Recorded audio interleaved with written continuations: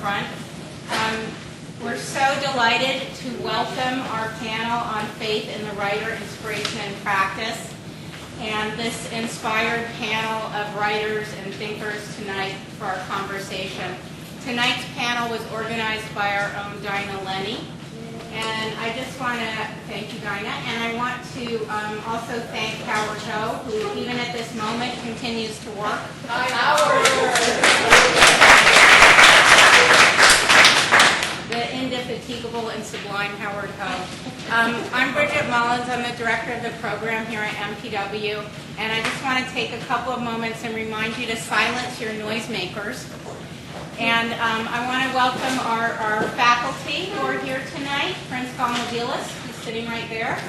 Nan Cohen, who's right here. And I want to make a special welcome to our lecturer emeritus, Mr. Shelley Berman. Legendary comedian and writer and philosopher who will be joining us this summer, along with Prince Galmobilis, to lead a class. So, as I mentioned, this is the Master Professional Writing Program. We're a multi-genre creative writing program. We're currently in our 39th year. We'll be 40 in the spring. I have the privilege to oversee what I think is the most amazing creative writing faculty in the United States. At MPW, we acknowledge that there are lucrative linguistic and structural connections among the forms, and that there are certain inherent energies of image and narrative that infuse all of our genres. We invite our faculty at MPW to propose panels and discussions on topics that are of interest to them, pressing concerns in their own work and thinking. In particular, we are interested in how writers negotiate their private obsessions and interests, not only through their creative work, but also through their classes and through the programs that they put together for our students. And we have plenty of evidence that our students benefit from these confabulations. Past events include Prince Galmobilis' conversation with True Blood writer and playwright Alex Wu, and upcoming events this semester. This Wednesday, the day after tomorrow, at 7 p.m. in Taper Hall, Michael Tolkien, who is a screenwriter and novelist. You probably know his adaptation of his own novel, The Player, is speaking as part of M.G. Lord's science writing class. So that's Wednesday night in Taper. And so feel free to join us for that. And then in a couple of weeks, MG will have another visitor, and then we'll have our end of the semester party, holiday party, so keep your eyes out for that, MPWs. On Monday, November 22nd, we are co-hosting, along with Penn, a conversation with David Ulan and Mona Simpson on David's new book called The Lost Art of Reading, Why Books Matter in a Distracted Time. And in an instance of incredible timing, Adam Summers, who is the president of Penn West, has just entered the room. So this is, hello, Adam. So this is our event. It's on November 22nd, co-sponsored with Penn, and David is teaching a class for us in the spring as well. So as I mentioned, tonight's event is organized by Dinah Lenney, who is part of our core faculty here at MPW. Our panelists are memoirist Heather King, novelist and memoirist Eric Lax, biographer and memoirist Mark Salzman, and psychologist Justin Wood. Their many accomplishments are listed in the program, and their books are available for purchase after the panel, and these are my copies, but there are plenty others back there, and I'm sure our panelists will be happy to sign books for you.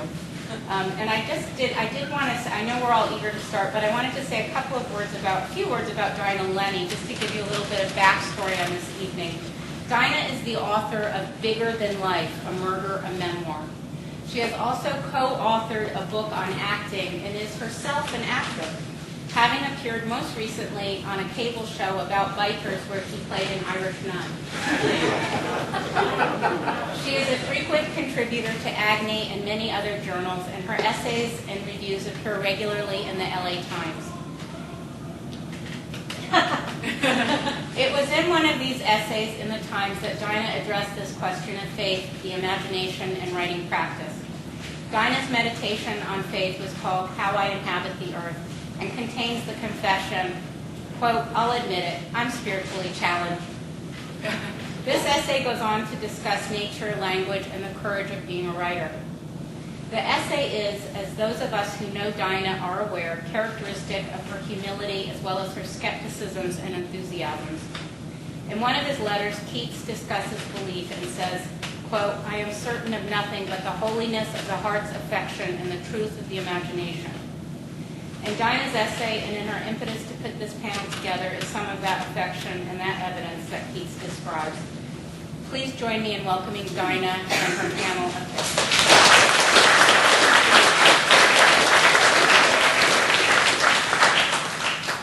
Well, good evening. Thank you all for coming. What a great crowd. This is sort of a dream panel, actually. I'm proud of myself for bringing this group together. I'm just going to introduce you briefly. Just to give you an idea of why, how lucky I was to get these particular people.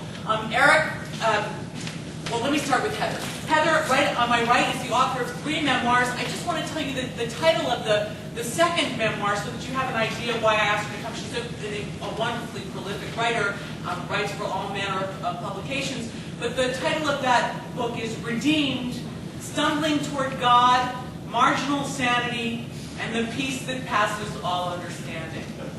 So that's why Heather, that's part of the reason why Heather is here. Next to Heather is Eric Lax. Eric actually is a biographer and a nonfiction writer. And most recently he wrote a memoir called Faith Interrupted, which is part of why I asked him to join us. He's written for countless publications. His book, you have programs in front of you, I think, but Woody Allen was on the New York Times bestseller list. We're very lucky to have him. And next to him is Mark Salzman, and Mark has written novels and nonfiction, memoirs and novels. I asked Mark to join us because he wrote a novel called Lying Awake, which interestingly explores the inner life of a Carmelite nun. Right? Yeah. Right. And really a wonderful book, one of my favorites. And next to Mark is Justin Wood, and Justin, like me, teaches on campus here. He comes to us from the Department of Psychology, and he's done a lot of research with monkeys and chimps. I went to hear him a few weeks ago, and just fascinating stuff. And I'm going to read to you from his bio on the website, on the USC website, so that you get the gist of why I asked him to come. Wood is interested in specific and unique questions about human origins, the development of knowledge, and the necessity of language and other distinctly human capacities. So, as Bridget noted, I came to this panel as one of the spiritually challenged. And when I was starting to think about it, I began Googling, and I came across Parched Church, who is one of the most celebrated ministers of the Unitarian Church, and I stumbled on this quote. The quote is, "Religion is the human response to being alive and having to die." And I thought, well, he might as well be talking about art. And in fact, we know that much great art, music, drama, literature, what have you, finds its roots in religion. It inspires, or it is inspired by faith. And many of us search out meaning and find answers and solace in faith or art, in faith and art, in faith and art is mutually exclusive, and I figured that it might be interesting to sort of explore the balance between the two. So, because Eric and Heather and Mark and Justin come at this from different angles, I just have lots and lots of questions for them, and I figured I would ask them questions for a while, and then maybe I'll open it up, and you guys can ask some questions. So, one of the things you should know about this process is that it's been very collaborative. I've been pestering my panelists for weeks. And actually, Mark, I hope you don't mind, Mark suggested, and it was a wonderful suggestion, he said, we might start by defining what we mean by faith, each of us, because certainly this is an individual, all language being translation, we all hear this word differently. And then I was looking at a profile of Mark in the New Yorker where he said, and I thought this was great, he said, "I take it on faith that art is worthwhile." So Mark, will you start us off? Will you define faith for us? And will you ever speak to me again? Yeah. First, can everyone hear if I speak about this level, or do I have to boom it out more? A little more? Like so? No, you're okay. Oh, okay. You're okay. All right, thank you. Yeah. I'm bad with symbols. Stand, it's easy. Stand? Would that be better? Yes? Thanks. See, a professional. That's what we need. All right. Well, I want to preface my response to that question by saying that I do feel that it's a good idea on a panel like this to have at least one crackpot on the panel, because if nothing else, you know that once the crackpot has spoken, it's bound to go uphill from there. And the other thing is that then it makes the other panelists seem sane and coherent by comparison. So that's my role. This question, what is faith, is one that I think any one of us would enjoy talking about, at length. But we have, being a panel, time is an issue. So I gave myself the challenge of answering the question on a card this big. And I did, but the thing is, I used a font so small I need a magnifying glass. So I'm going to give that to you now. And the other thing I need to mention is that I had a very weak science background as a kid. I never made it past 10th grade biology. My 9-year-old daughter, a couple of weeks ago, came home with her science book and had a vocabulary word. The vocabulary word, which I did not know, was homeostasis. So I looked it up, and the definition that I found was homeostasis, the ability of an organism or cell to maintain equilibrium by adjusting its physical processes. And as soon as I looked at that, I thought, I'm going to use that Monday night. So you'll see why not. I would describe my faith as a homeostatic response to thoughts and emotions that might otherwise prove overwhelming. It is my antidote to anguish, and not surprisingly, it arrived just in time to save me during a time of extreme crisis. It is a belief that I now hold about the nature of human will and consciousness. The belief very briefly goes something like this.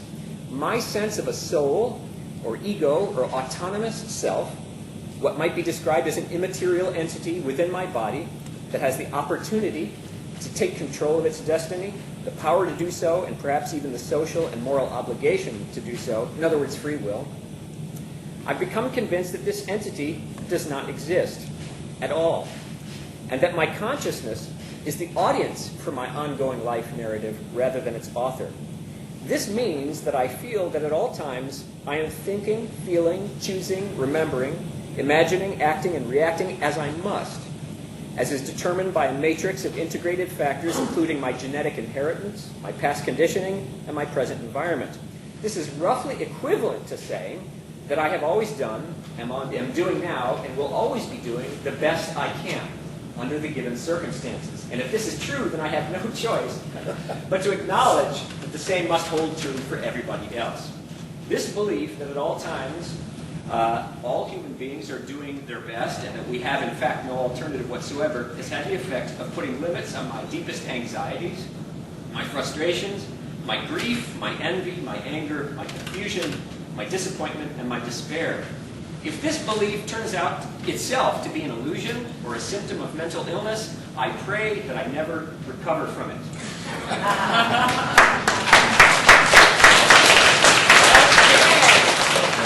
Eric, will you pick up? Will you define faith for us as you understand it and as it is interrupted then? So, I'll only say half of what I'm going to say, and then somebody should say sit down, because that would be properly interrupted.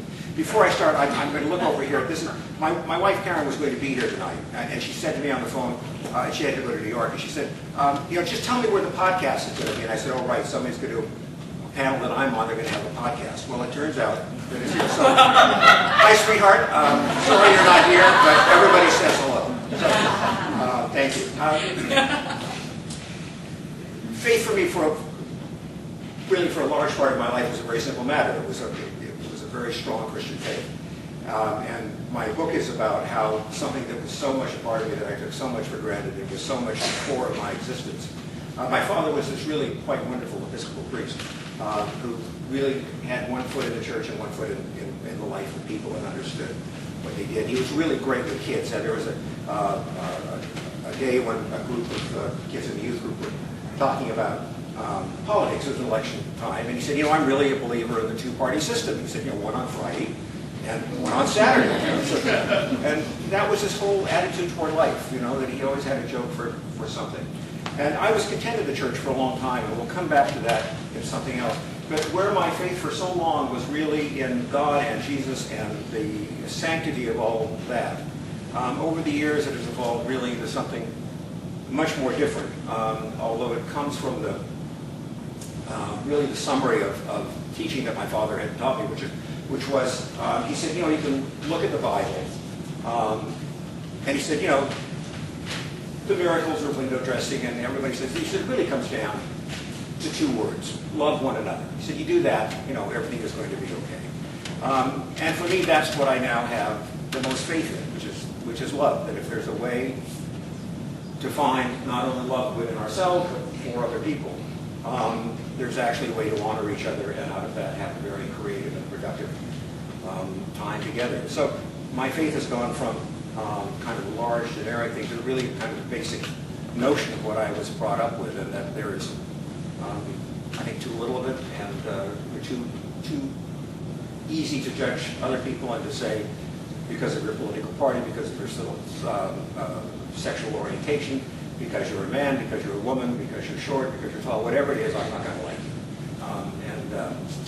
I think the more tolerance we have for that, the better. Also, I want to say one other thing, is that I'm not a novelist. I've never written a novel. And the idea that in one sentence, sitting next to Mark Salzman, who I admire more than almost any other novelist, that for a moment I could be the author of his novels, is one of the great... thank you.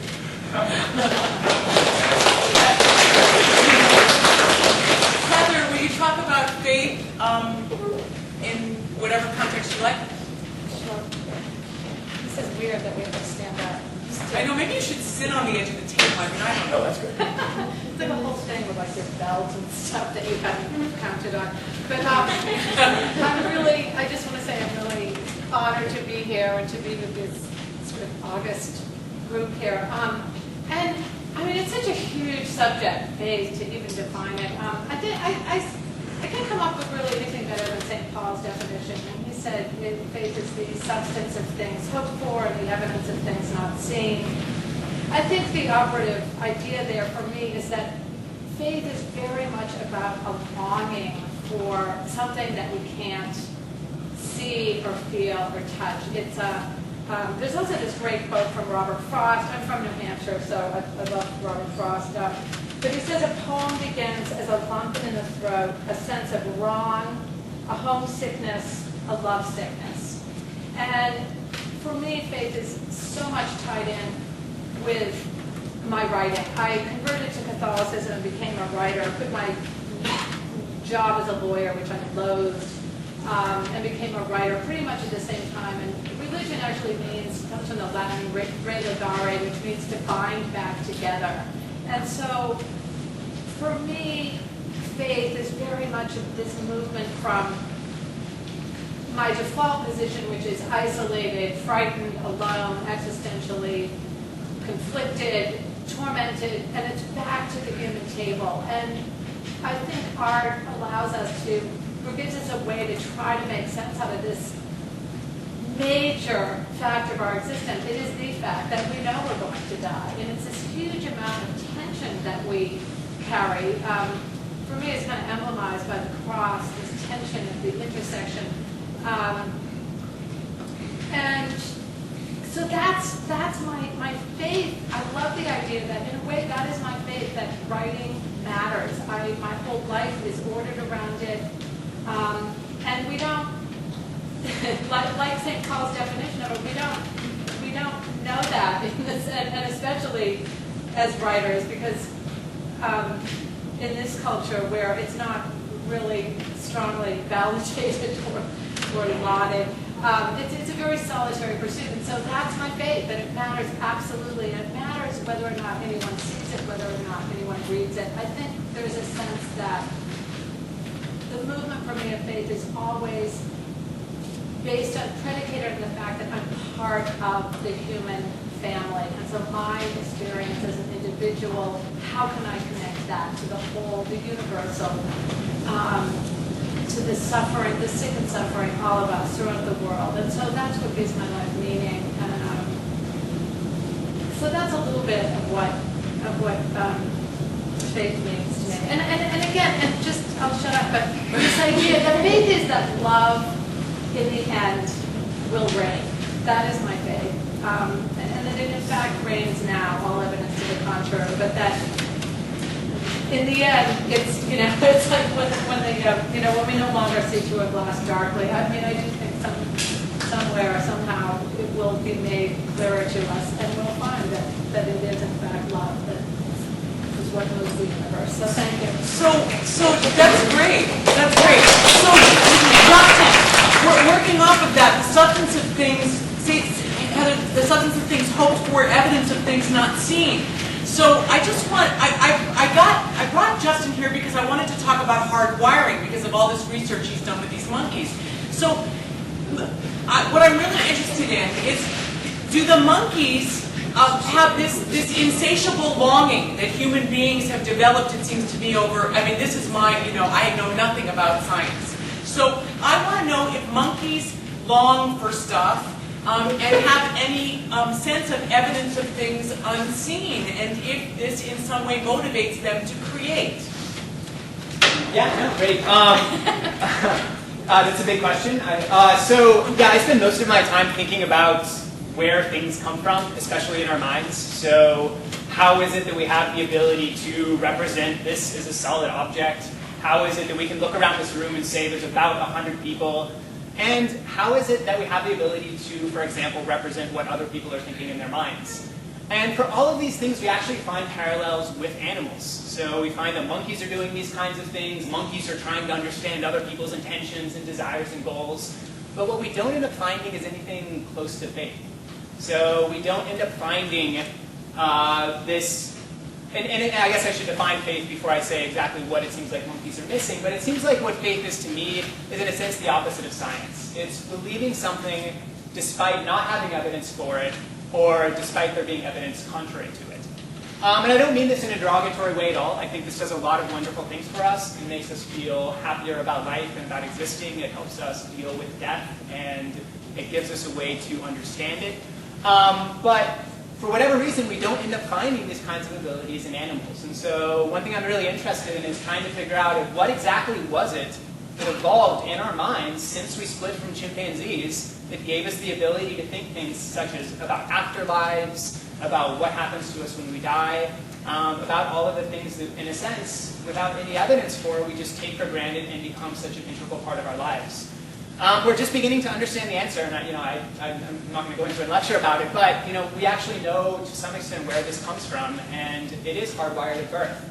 So you can actually switch infants on and off into teaching them about these abstract concepts and allow them to accept things about the world that they don't have any evidence for. And actually the way that you switch them on and off is you just talk to them in baby talk. So if you ever wondered why people talk to babies in this sort of silly way, it's because it's the way that we tell babies, we're about to tell you something interesting, you better listen, this will come in handy later.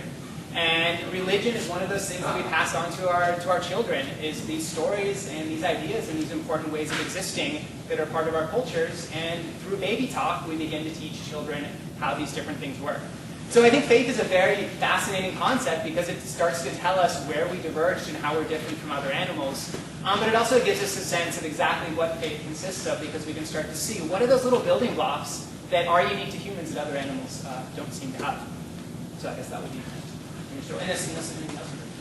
I just wondered if you would talk just a little bit about this business of chimps and the afterlife that I heard you talk about.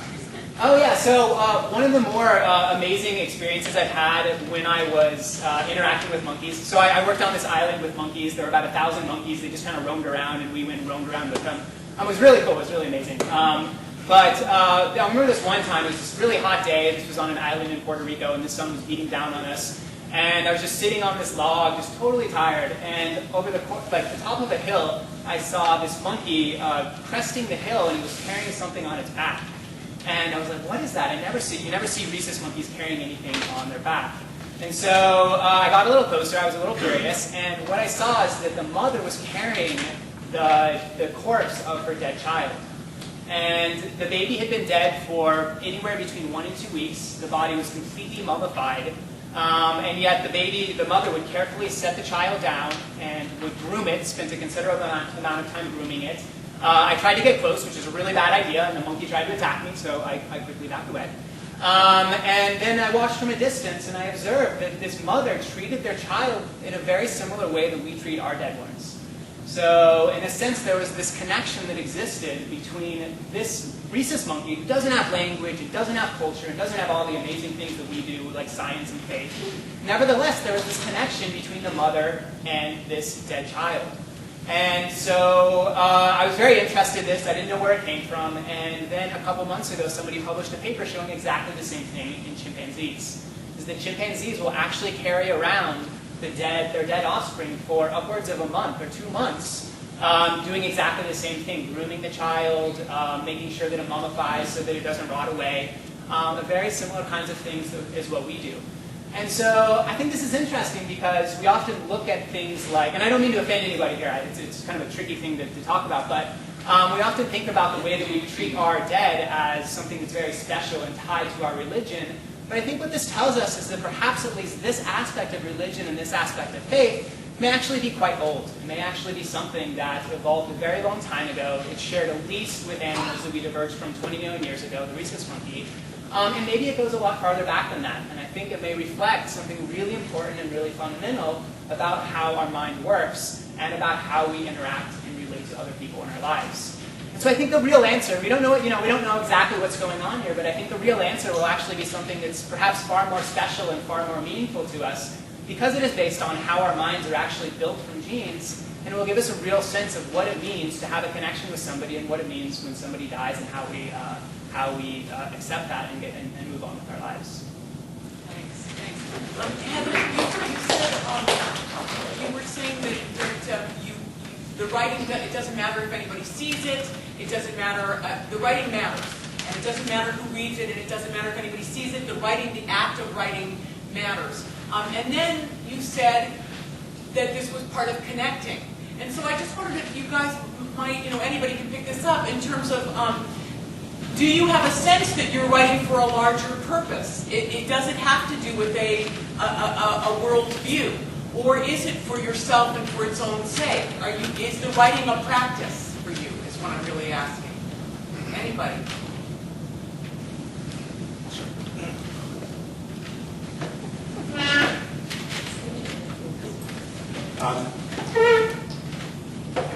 I do it for 2 reasons. One is for the money.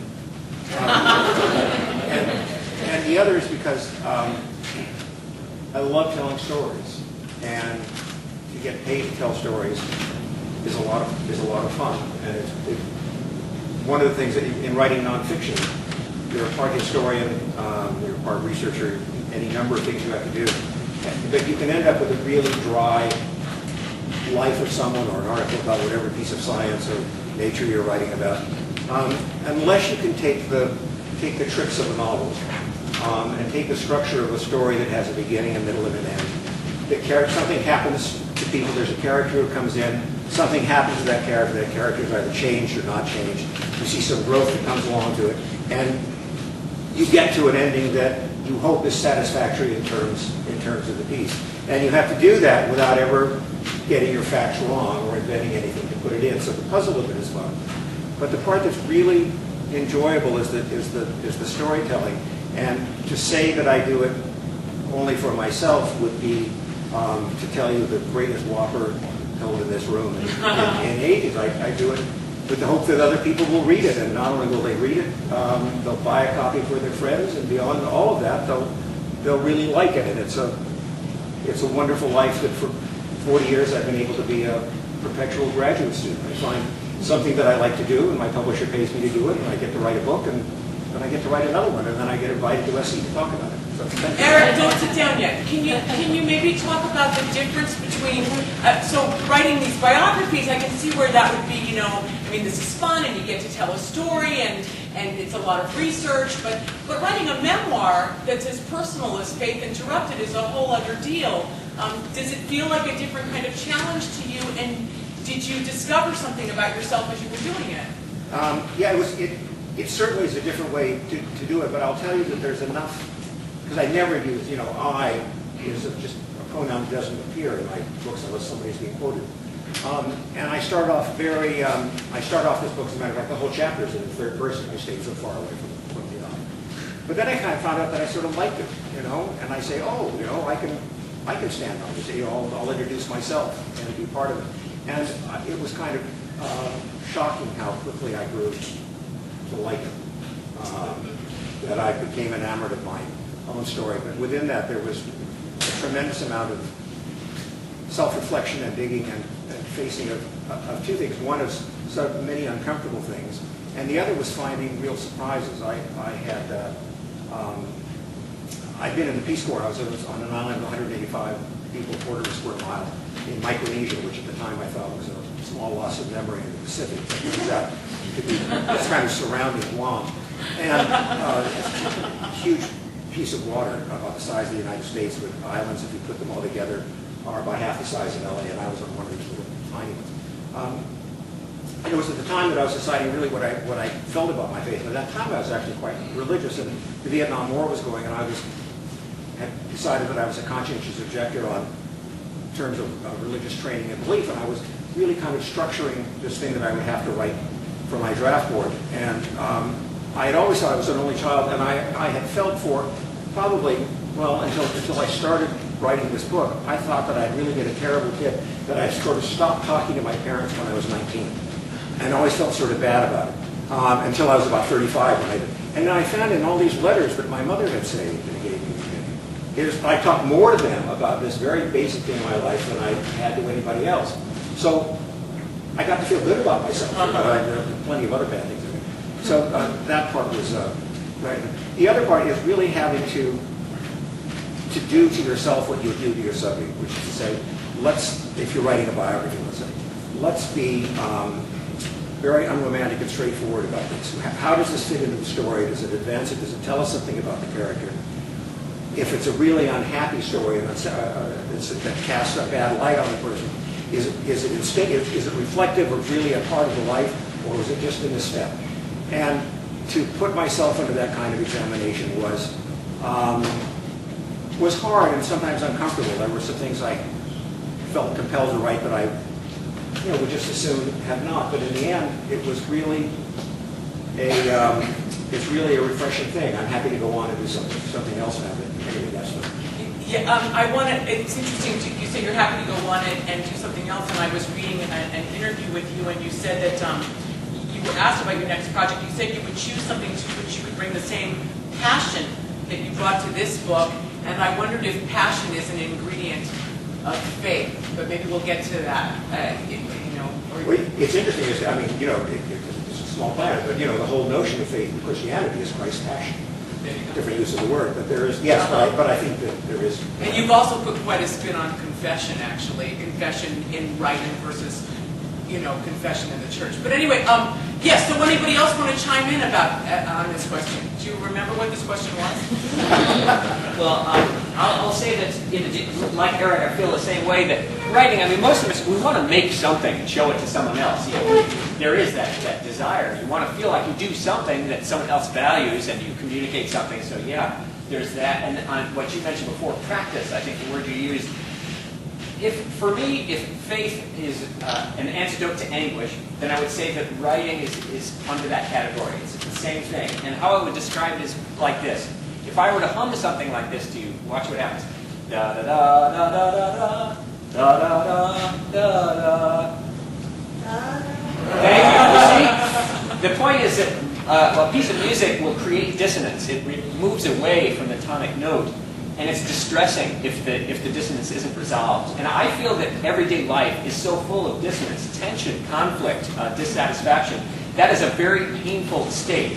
And if I, through the act of writing, am able to create models of real life, whether it's fiction or nonfiction, and I'm able to create something that has narrative shape, that begins with something, creates some dissonance, goes away from it, explores it, but somehow ends in resolution of some kind, I think that satisfies, it gives me a sense that somehow the greater dissonance around me has been temporarily, so in that sense it is a practice for me because it calms my fears. Great, that's great. Yeah. Justin, do monkeys experience guilt, shame, frustration, anguish, loneliness, longing? How do they resolve it? How do they get to the final chord? Is there a way? What was that list again? I mean, I'm thinking of faith and art as outgrowth. The things that seem necessary to me, to my brand of faith, are, my friends in terms of my writing are guilt, frustration, shame, and failure, as much as any ecstasy. Do monkeys experience this stuff, and what do they do with it? So from what we know, it looks like animals, especially non-human primates, have many, if not all, of the same emotions that we do, with maybe the one exception of guilt. And people think that maybe the reason that guilt started to evolve was because it keeps us interacting together and not, in a sense, cheating on other people. Not necessarily in a sexual sense, but in terms of exchanging goods and in terms of exchanging different types of weapons you may have made. If you don't have guilt, then you have people who can defect, who can take advantage of other people, and so on. And so it looks like guilt may be the new player on the scene in terms of emotions, and maybe one of those things that actually lets us get along together and live in these very large societies. But other than guilt, it looks like animals feel depression, they feel sadness, they feel happiness. In fact, the areas of our brain that light up when we're happy are the very same areas of the brain that light up in a rhesus monkey. I think what happened with humans, though, is that our prefrontal cortex became so large that it started to link together all the different areas of the brain.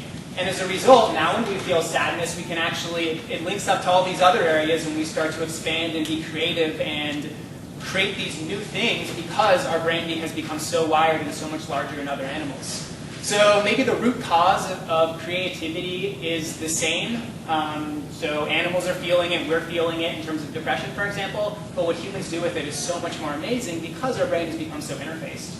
So I think creativity is a really fascinating subject again, and so looking at exactly what happened between us and chimpanzees that explains why we create creativity may have to do with this incredible interfacing that we go through. Is there any evidence that the chimps anticipate loss or failure or death? The only example I know of that they actually anticipate death looks to be when an individual is dying, they'll take a lot of care of them. So there's these incredible videos of a chimpanzee spending the entire night with a dying chimpanzee at the deathbed, slowly grooming it. There's actually 3 chimpanzees around, and they're grooming it, and they're petting it, and they're taking care of this animal in the last hours of its life. So what that means, of course, is a little bit up in the air, but it's the same kind of stuff that we do. So, if we're going to say, so it's possible that chimpanzees are realizing they're about to lose somebody really special to them. They understand that that person won't continue to exist, and so they take care of them in their last hours of life. Again, the same way that we end up doing. So perhaps they do. Did you want to ask something, Eric? You look good. I did. I said something in my mind that I didn't say aloud. Well, I'll give you my answer. go, say it. So I like to feel like I'm a court. I want to amend my remarks. And then, Heather, I want to hear from you. You were asking about what I learned in doing memoirs as opposed to doing something else. And one of the reasons for doing this book is that I've spoken about what a religious life I had in the beginning, really through my 30s, and how from my 30s until the present that began to slip away. And I was suddenly a much different person than I defined myself for my life. I had a very close relationship with my father, who died in my arms, actually, in the same way as Jim. And that it was interesting. He was an Episcopal priest.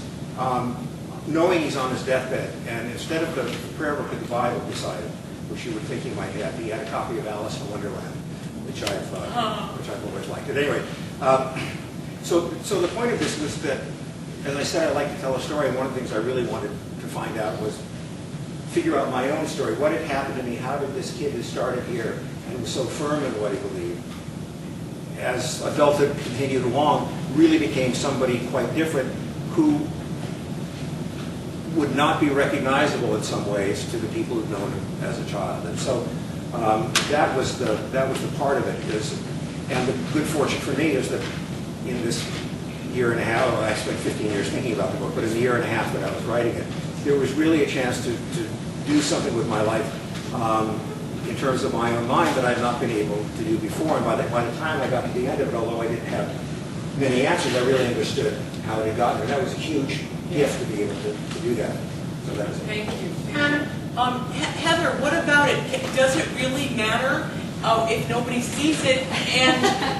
And who are you aiming? It's a separate question. When you write, are you aiming to connect to something or somebody?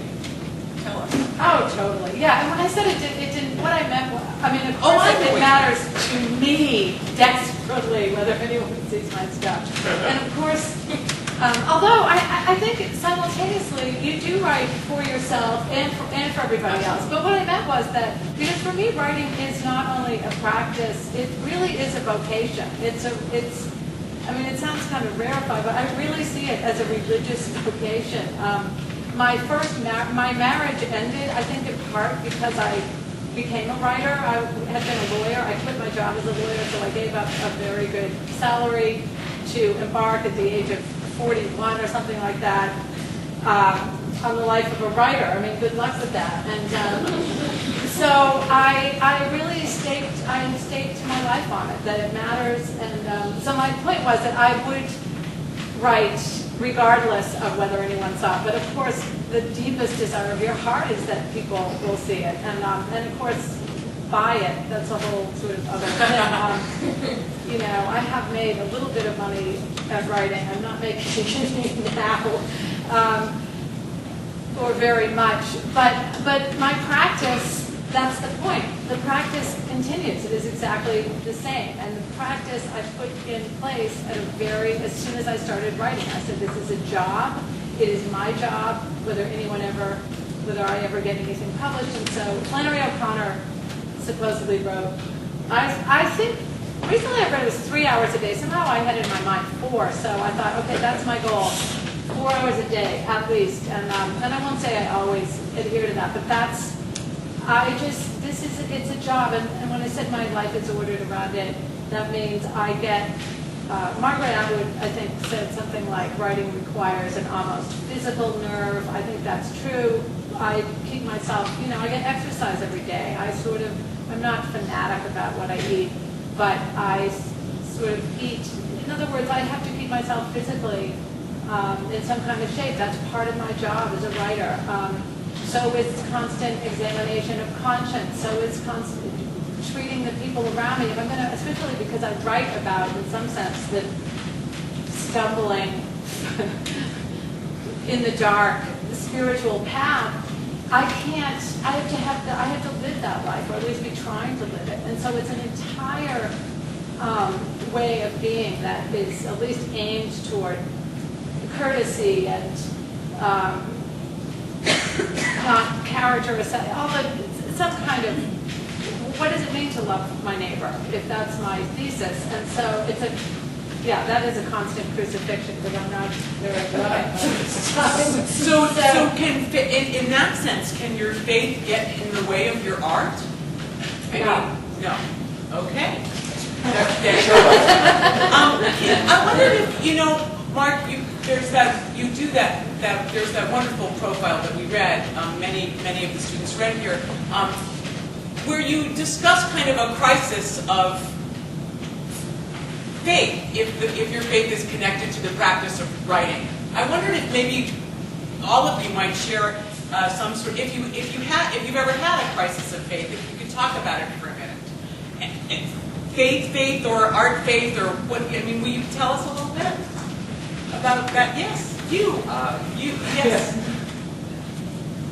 Well, in this case, maybe if some of you have read that story, rather than tell that, should I tell a different one? Tell a different one. Sure, tell a different one. Crisis is my business. I'm going for crisis right now. I'm on crisis. We're all about it. But come to think of it, no. I'm going to go back there just in case, because that's an easier story to tell quickly. I was working on this book about a Carmelite nun with epilepsy. And I'm a guy that was raised without any religious background. My father is a fire-breathing atheist, and my mother is a gentle agnostic, a musician who believed that if you play Bach every day, you're covered. And so between the two of them, I remember when I first had this idea of writing about a mystic, a cloistered, a contemplative nun, she's waited her whole life for a sense of mystic union with God, a sense of a presence beyond herself, a sense of unity, the end of isolation and loneliness and meaninglessness and all of that. And for decades, nothing happens. Then finally, she has experiences, the experiences she's been waiting for, but then she's told by a doctor that she has a form of epilepsy that may explain the experiences she's had. So the crisis for her is to decide, does this mean that everything I experienced was false, like a hallucination, or does this mean that God gave me the disorder in order to be a vessel for experiences that inspire others? Because she writes poetry in the state that she's in, and the poetry has moved many people. Well, when I first started writing this, I really felt completely out of my element, because I finally went to visit a Carmelite monastery, and the nun there, the prioress, said, well, what do you know about Christianity? I said, everything I know about Christianity I learned from Linus's speech in a Charlie Brown Christmas special. And she said, that's really all you need to know. I'll never forget that I came prepared with my list of questions. And this is the thing, is what I expected I was going to meet with these people. My impression of deeply religious people was fanatics. People who were so encrusted with certainty that you couldn't reach anything, reach through it. And so I had a kind of a little bit of an intellectual disdain for that. And so I was expecting to have to politely listen to cliches and so on that would be uttered with certainty, but without any real personal experience behind it. So my first question to her was, can you tell me, in your life as a contemplative, a full-time religious person, dedicated, absolutely, your entire life, she'd been there for more than 50 years when I talked to her, dedicated to contemplation, what is the biggest obstacle you face? And she said, without a moment's hesitation, doubt. And that impressed me. And it turns out that they were utterly unlike anything I expected. It was a great experience for me, very humbling and all of that. But while I was writing that book, though, I was convinced that at that point my career had really tanked. And I was really anxious about it, and I thought, this is so sad. I'm in my mid-30s, and already it's over. And meanwhile, the New Yorker magazine just published their issue of the 20 best young writers in America, and I wasn't on it. I just thought, fuck you all, I'm sorry. And I had this vision that I would invite them all to my house for a party, and it would be like the scene in Carrie, where I would concentrate and the whole tent would fall. So I was anxious and envious and all of that. And because I was feeling that way, I felt, the problem with me is my writing is nichey. All my books are about weird people who have weird interests, which is sort of okay. And so I thought, I've got to do something to make this book accessible. And so I decided there's got to be a way to make this more accessible to people. And my solution was, I'll make the nun fall in love with her neurologist. Just the thought of her and her habit and him in his lab coat, I just thought this is going to be great. Well, I spent years writing this thing. It was awful. The whole experience was just a torment. I couldn't write them out of rooms. It was so awkward, and I couldn't understand why. And it got so bad that at one point I was so upset that I felt that noise distracted me. So every day I put an old bath towel over my head and a pair of busted earphones over that. But that didn't solve the problem of the cats we had at the time that liked to sit on my lap. I'd read somewhere that cats don't like tinfoil, so I fashioned an elaborate tinfoil skirt that I wore with the bath towel, and I worked there every day until our gas meter reader saw me, and that led me then to move to the passenger seat of my car, where I worked for a year. The whole thing was a nightmare. Even when I finished this book, I sent it to my editor. She said, it's no good. And that was my crisis. And at that crisis, my wife said, you need a change of environment. She sent me off to an artist colony, a cabin out in the woods in the middle of nowhere, sort of, a Jack Nicholson and The Shining kind of thing. And I went out there and just thought, there's no way I can work anymore on this book. It's over. I'm just going to relax. And so I bought a big thing of wine in the box, and I sat on a rocking chair on the porch, and I decided, to hell with the whole writing thing. I'm going to remember what it's like, that there's a world beyond me and my little endeavor. And it was in that state of relaxation. I remember saying to one of the staff there, she said, are you enjoying your stay? And I felt guilty, of course, that I wasn't doing anything. I said to her, I'm sure I'm going to get a lot done. She said, well, that's not what we expect here. If just sitting here and doing nothing at all is what you need, we're perfectly happy to provide that for you. And that was really a wonderful gift. So I went back with the wine in the box, and within a few days, I did begin to relax. And it was in that relaxed state that finally then I saw a way to write the book. It seemed to come out of nowhere, so it was a happy ending. So that for me was a thing where what I had to learn, I think, is that I had to stop trying to control the process. I was trying to make what I thought would work, and I had to completely fail and surrender. And when I surrendered my sense of my personal control over the thing, then something happened.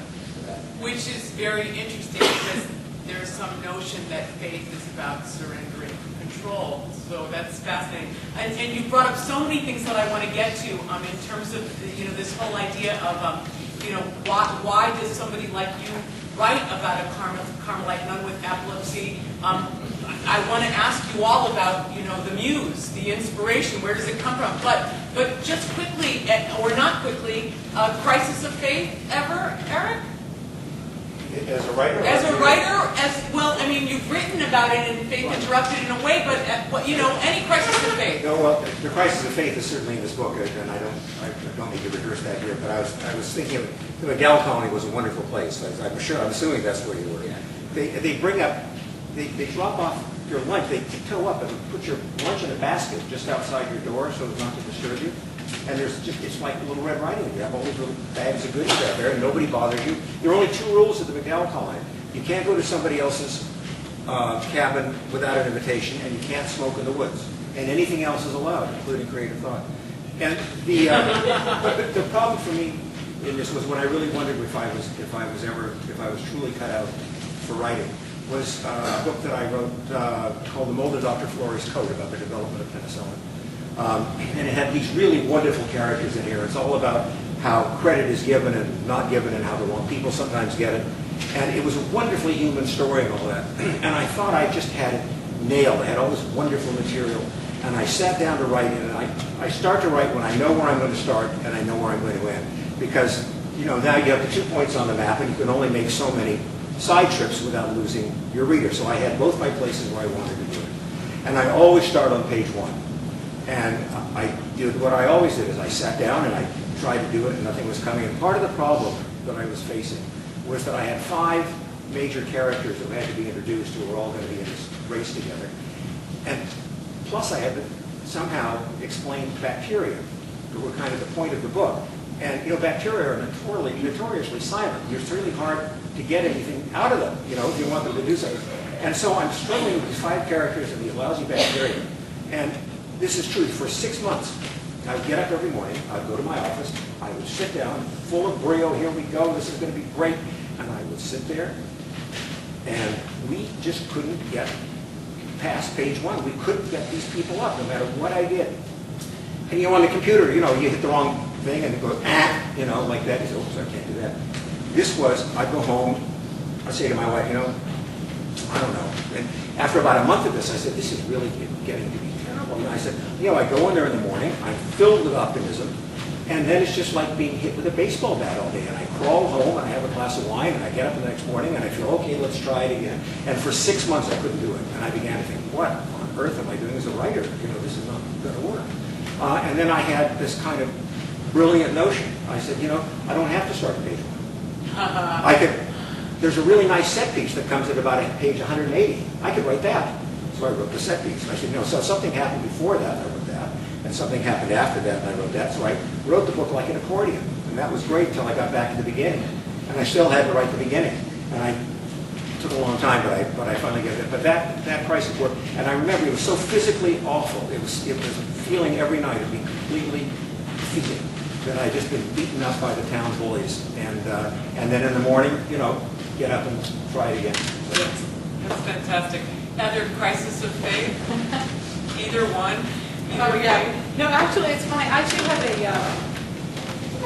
I'm always in some crisis. I'm kind of in a crisis of writing faith right now. I have a manuscript that my agent's had for over a year. She says she's trying to sell it, but you never know what your agent's doing. I'm just convinced, it's just sitting on it. But anyway, nothing's happened with it. Then I have this other book that's actually coming out, but I think the editor hasn't read it yet, even though it's done. So, it's just kind of the ongoing ignominious nature of... But that's not a crisis with your own practice, actually. Well, no, but sometimes you get more discouraged than others. I was in such crisis, I started a blog. That's,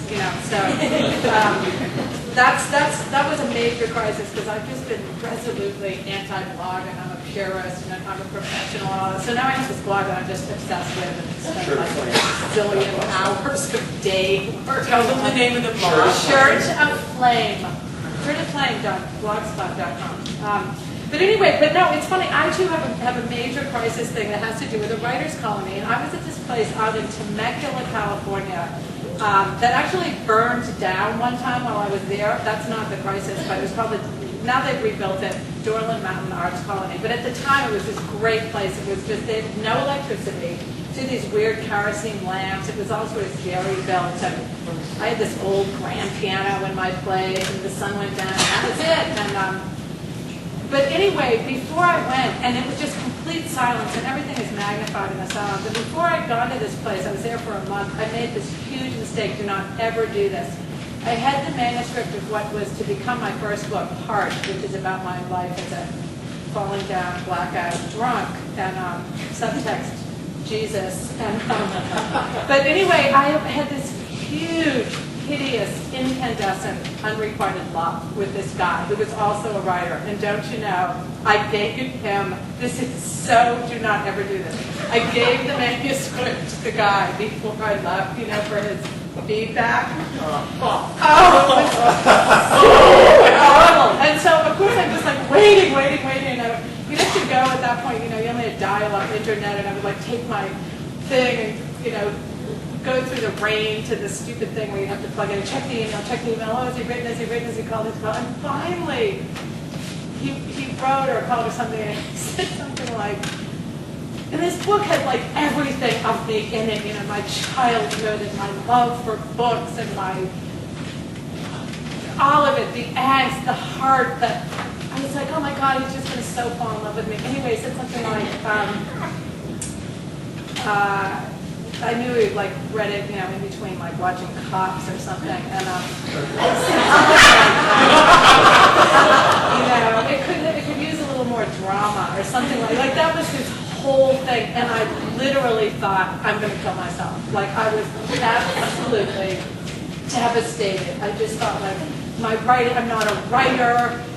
Nobody loved, you know, like I just like there's nothing in me that is sort of lovable or worthwhile or interesting or yeah, it was awful. So I mean, part of that is my neurosis, obviously, but don't ever give your manuscript to somebody you have a crush on. That's the moral. That would lead to crisis. Just a couple of more things before I open it up to the crowd here. This business of inspiration, just for the hell of it, I'll start with you because you're a scientist. I mean, where do you go for inspiration? And well, let's start there. Where do you go for inspiration? And then what I want to ask everybody, and you can chime in if I'm afraid as a scientist you're going to tell me no, but maybe you won't. Is there a work of art that you think is divinely inspired? Yeah, so I'm actually going to back up a little bit and jump off of some parallels that I noticed in what they were talking about. I think maybe this is like the media's fault or some sort of Western culture thing, but I think when people think about scientists, they think about them as being rather boring people. So, you know, they have their white lab coats on and they have no feelings and they're just kind of, you know, walking around with the right answers about everything. And as I've heard these three talking, it's really amazing because so many of the different issues and problems that they've dealt with in their careers, you absolutely notice as a scientist as well. So sometimes you wonder, am I ever going to be able to figure out what the hell is going on with this data? I mean, I've spent absolutely 2 or 3 years with data and I have no idea what it meant. And you just have to have, in a sense, some faith that if you keep trying and you keep plugging away, that maybe eventually, or maybe not, you'll come up with the right answer, or at least get closer to making sense of what you have. Similarly, when you're trying to figure out a theory to account for, trying to figure out what it is that makes humans special, it's such a difficult thing because sometimes you feel like you're just grasping at straws. You have no idea where to even start sometimes in this question. So I think oftentimes we think about science as being very different than creative writing, but I also think they share in many ways probably 90% of commonalities with each other. You have to deal with problems of inspiration. So how do you even begin to ask a scientific question? What's a good scientific question? How do you design a study? How do you make other people understand your study? And again, it seems like these are very similar kinds of problems that are faced across the realm of creativity in humans. Where do I go for inspiration? I actually just go for a walk on the beach, actually, is my answer. I love it because I live in Santa Monica and I get to see all of these birds, these seagulls, and these pelicans flying around and interacting with one another. And I find it so amazing just to walk around and observe that their interactions in many ways parallel what we often see among us. So in terms of them bickering and fighting, you see bullying, which is, of course, a really big topic right now. You see they're, again, competing with each other for limited resources. It's really fascinating to see the kinds of interactions that animals have and the kind of interactions that humans have, and to see in many ways that perhaps we're not that different from them. If I think about a really great work of art, unfortunately I'm going to be a boring scientist here, and I'm going to reference a book called The Selfish Gene. It's from Richard Dawkins. But it's a book, when I read it, it really changed my life. So I often think about it as being my Bible in a sense, is that I think the question of our own existence is one of the most amazing mysteries that is yet to be solved. How is it that humans came to exist and actually have the power and these such powerful brains to think about the fact that we exist? I mean, that's amazing, and it's really hard to understand exactly what led our brains to evolve in the first place. So I think that book got us going on the right path. It gave us a partial answer to this question of why we exist, what builds us, and exactly how we relate to the rest of the natural kingdom. And at least for me, I think that's one of the greatest questions and some of the greatest mysteries that we can begin to explore. And I also don't think that they're that different from the kinds of creative works that other people are working on outside of science. The Selfish Gene. Thank you. So Mark, tonight, we'll just go down where do you go for inspiration? And how would somebody like you, with any conviction, be able to write a book about a Carmelite nun? You know? I mean... Well, I'm a confused man. I think, well, the inspiration thing, I would say, quite honestly, what seems to work best for me is solitude, if I can get it. That for me, what I really like is, I like to, if I can get away somewhere where there's no noise, there's no sound, there's no stimulus, there's no nothing, and if I can stay for more than a week, if I can get 4 or 6 weeks, that's great. But if it's even just 10 days, that for me is great. Now, my wife is the opposite. She's a person, she's active, she's social, and her inspiration comes from being around people, working with people, talking, communicating, all that stuff. And so she just thinks it's completely lazy that like I'll be lying on the couch with my eyes closed, and she'll say, "You're just napping." Well, yeah, but it's important for me to nap. So I am sort of I go into a hibernating state, and I have to be completely guilt-free about it. I have to feel that this is allowed, and I have to completely give into it. So there's just no. So if I wake up, at 7, I have coffee. I might look out the window for 2 hours, and then I might just lie down on the floor and nap. And I wake up when I wake up. And then, I walk around, I make myself a lunch, and then I feel like taking a nap. I lie down on the floor, I take a nap. And I just do that round the clock. And after about 3 or 4 days, everything in me,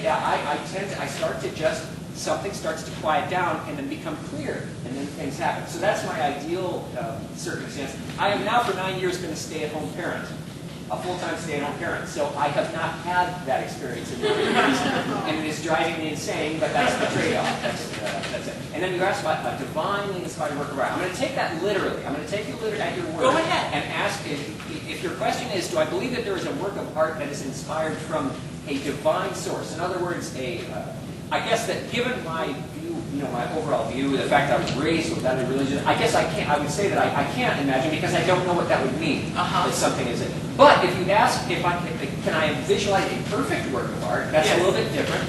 And to that question, what I would say, this is where it gets crackpot. Sorry. My honest answer is that I think that actually, I do think that the notion of quality in aesthetics, I'm a relativist, I guess. And so I think that there may be works that I particularly love, don't like others, you may love that one. But in my own view, my honest view is that there is actually no such thing as imperfection.